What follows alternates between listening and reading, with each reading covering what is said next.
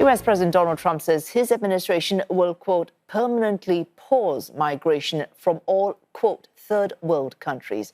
It follows the death of a soldier from injuries in an attack near the White House. Authorities say this was carried out by an Afghan national who had overstayed his visa. Mr. Trump says suspension will allow the system to recover from previous illegal admissions.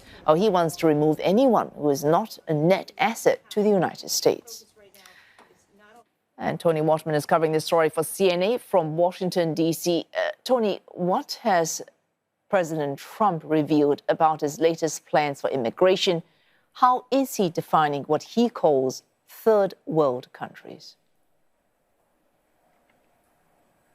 Well, there was a lot of big attention-grabbing immigration headlines in this announcement, but he really offered no details on how he plans to implement these changes. As you mentioned, the president says that he's going to permanently pause immigration from what he describes as third world countries. He didn't say which countries that would include, but a starting point could be those 19 countries on his travel ban list that he released last summer. So we're talking about countries like Chad, Venezuela, Haiti, Iran, and Somalia.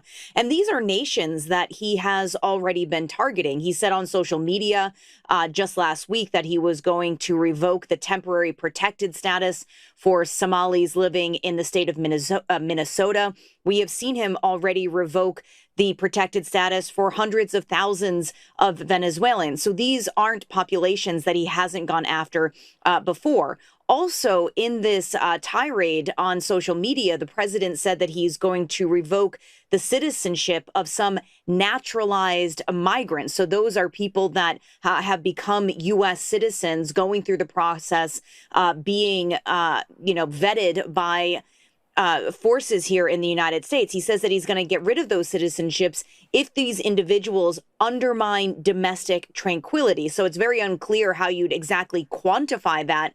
But you probably remember that the administration has been detaining and trying to deport green card holders who had participated in pro-Palestinian protests just last year. He also said that the government is going to end all federal benefits for non-citizens. I mean, it really depends on what level or what type of status they have in the U.S. when it comes to these benefits. But a lot of them don't get things like, healthcare benefits to begin with. Toni, these latest moves from President Trump, you could link them to the confirmed death of one National Guard member after a shooting earlier this week in the Capitol.